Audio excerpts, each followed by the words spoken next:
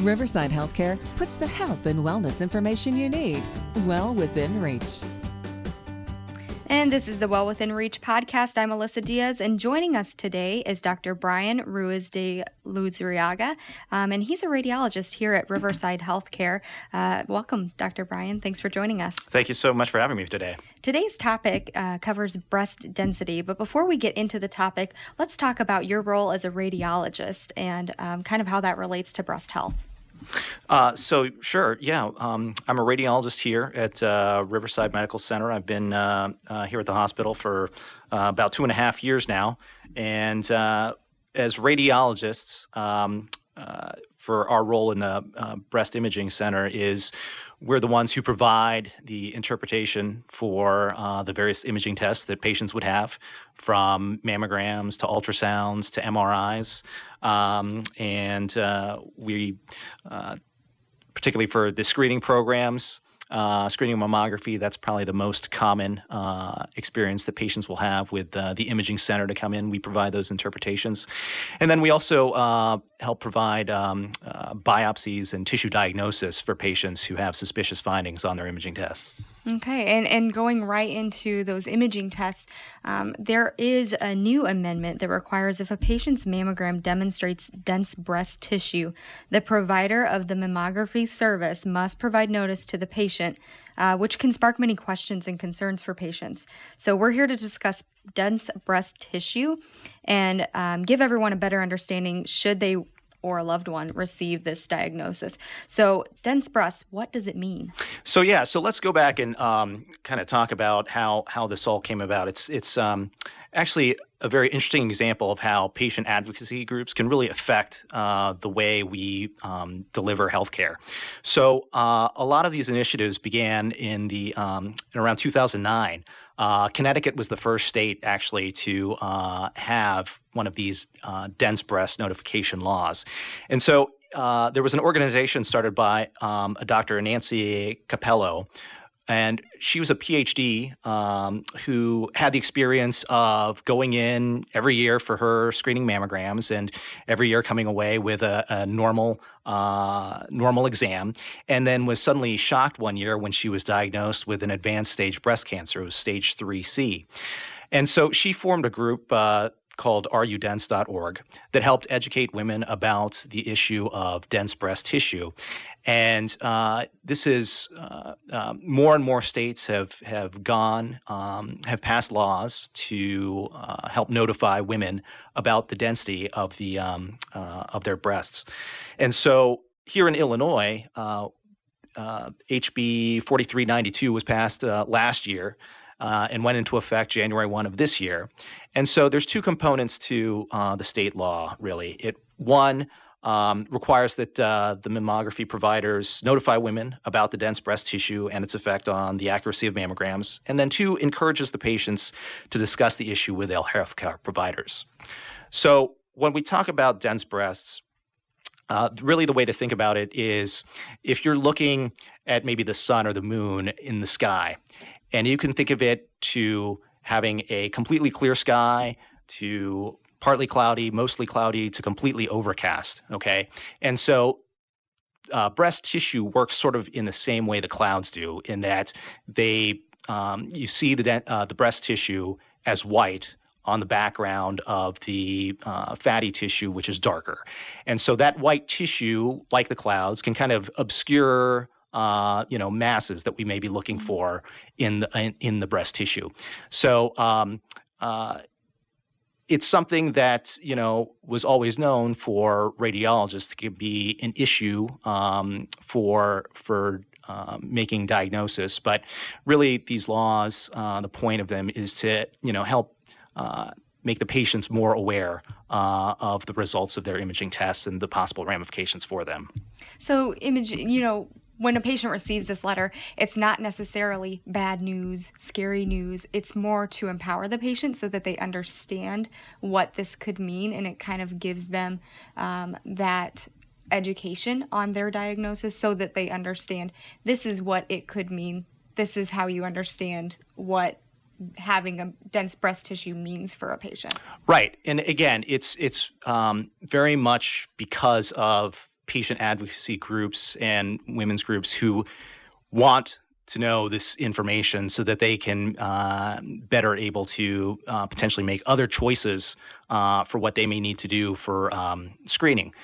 Now, the other thing that's interesting that should really be noted about breast density is that right now we don't really have the medical research available out there that tells us exactly what we should do with women who have these dense breasts. And we can talk about that a little later on. But right now it does pose some challenges when you're referring to women getting these letters now and suddenly having this question mark, well, what are they supposed to do from here?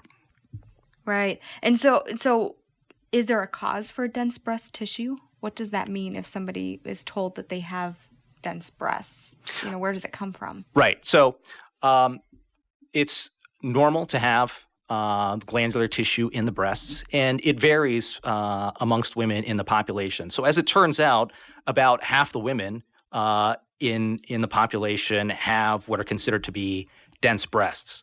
And so if you take a look at population-based data from the National Cancer Institute, for example, the percentage of women that have heterogeneously dense breasts, which means about 50 to 75% dense, that's about 39% of the population. And those with extremely dense breasts, that's another 10%. So if you take a look at women between the ages of 40 to 74 in the US, that's over 27 million women who are going to have dense breasts. In comparison, those with fatty breasts, where it's a small amount of the glandular tissue and it's mostly fatty, that's only about 10% of the population. And then everyone else is kind of the scattered fibroglandular tissue. So things that cause it, so typically younger women will have more dense breasts than older women. Below the age of 50, over half of women will have dense breasts, as opposed to after the age of 70, when it's less than 30%. Your weight can affect the density of the breast tissue as well. Typically, those with higher BMIs, body mass indices, will have less dense breasts than women with lower BMIs. Hormone replacement therapy can also affect breast density as well. Okay. And if you have dense breast tissue, does that mean that you have dense tissue in other parts of your body? And, what does that mean as a patient? So, really, again, the importance for the dense breasts is really specific to screening mammography, where we are, trying to examine the breast tissue itself to look for cancers. So it doesn't really apply or have very much importance to other parts of the body. Okay. And those things that you mentioned that may, be a causing factor, looks like lifestyle changes can affect some of that. If we're eating right, exercising, things like that, does that seem to make a difference for patients? Is this something that can improve over time?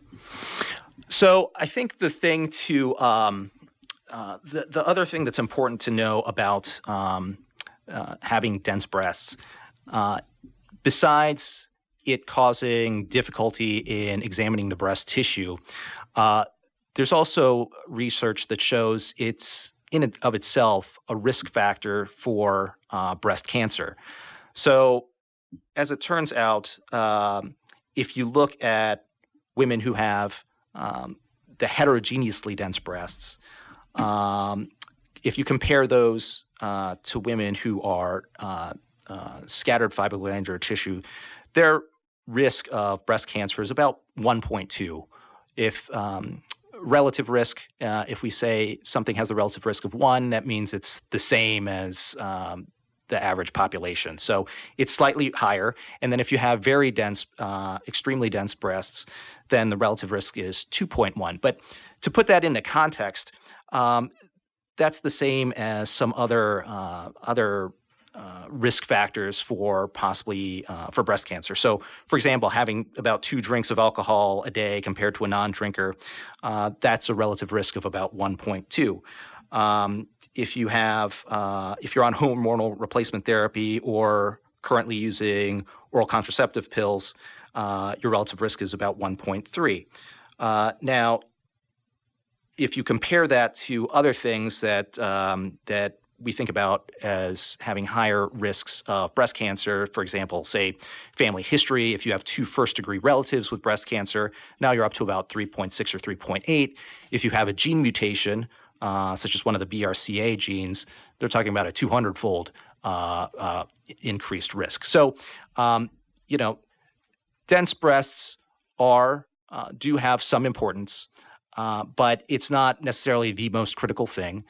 And as you were saying, there's a lot of other issues that you may actually be able to change in your lifestyle with respect to drinking alcohol, losing weight, not being on hormonal replacement therapy, things like that could actually decrease your risk for breast cancer. Okay. And then as a radiologist, how does dense breast tissue affect one's testing? Sure. So, and again, that's kind of what we were getting back to before, that having that dense breast tissue there can make it difficult to see in the tissue. So again, if you have, a spot that's there in the breast, or a mass, if you will, having that extra glandular tissue can make it more challenging to see. And then are there any tests better than a mammogram for dense breasts? So there are additional tests that we use as supplemental screening. So it's always important to remember that screening mammography is the only imaging modality that's been shown to decrease risk of mortality from breast cancer. And so by undergoing either annual screening or screening every other year, you decrease the risk of death. The relative risk of death is decreased to 0.8. So it's very important. Now, things that can help seeing in the dense breast tissue. First of all, a lot of the literature that was talking about the decreased sensitivity was talking about some of the older mammograms that we used to do, where it was film screen mammography. So most centers these days now do use digital mammography, which has helped raise sensitivity for detecting breast cancer, even in women with dense breasts. So it brings it almost to the same level of sensitivity that we used to have with the film screen mammograms for women who were scattered fibroglandular tissue. Other things that have been added to a lot of screening programs is breast tomosynthesis or 3D mammography. So that's also very important in women who have dense breasts. It helps women of all breast densities, but certainly in those who have more dense tissue, it helps to be able to see in that tissue, because you're taking basically it's like having a 3D slice through it where you're cutting through the breast. And so you can see things that would otherwise be hidden. And so as it turns out, by adding on tomosynthesis or 3D mammography, you can detect another 1 to 2 cancers per 1,000 women just by using that. So it's been very helpful.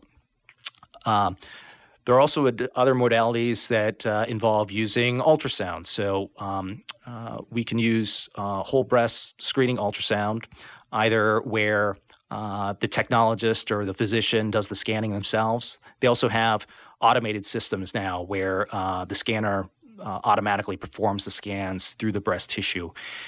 That's been the workhorse for a lot of centers as well, where it's fairly accessible to women, and it's pretty well tolerated. And so using breast screening ultrasound, you can find additional cancers there as well, maybe another 4 or so per 1,000 women. The problem with ultrasound and some of the other supplemental screening studies that we'll talk about later is that we can also find other things that aren't breast cancer.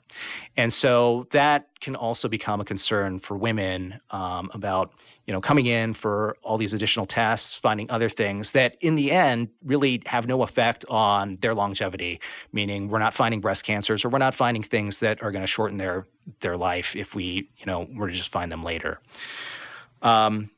Breast MRI is another modality that can be used. Typically, that's one that's really reserved more for our high-risk population. one who's got a lifetime risk of, say, over 20%, 25%, or has, a personal history of breast cancer. There's some other modalities that we can also use, including molecular breast imaging. That's not necessarily widely available in clinical practices. It's more university centers that may be offering it. And then down the road, there may be other things that will be helpful as well, such as contrast-enhanced mammography, where we are actually injecting in some intravenous contrast and then taking images of the breast. Again, not something that's widely clinically available, but perhaps something in the future. Right. And at any rate, early detection's key.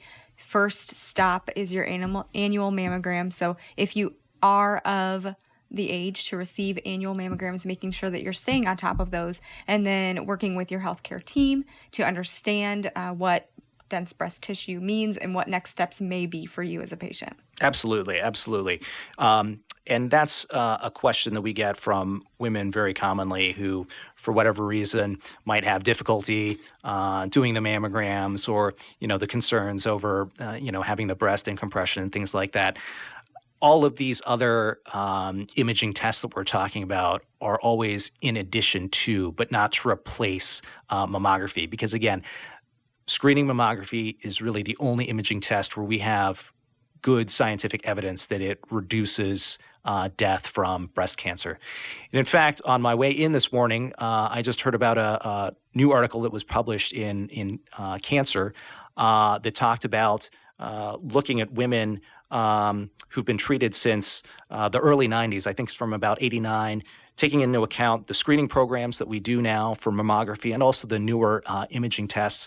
The estimates are, the new treatment methods, that is, the estimates are that it's saved around 500,000 women from breast cancer death. That's pretty incredible. And new technologies like the 3D mammograms and all of these modalities that you mentioned are just really important to women. And let's, take that proactive step forward in caring for yourself and caring for your loved ones as well. That's right. I mean, it kind of shows the importance of continuing to do this research. As I said, we need to do the tests to figure out, are these supplemental tests for the dense breast screening, is that going to give benefit to women in terms of further decreasing their risk of death from breast cancer.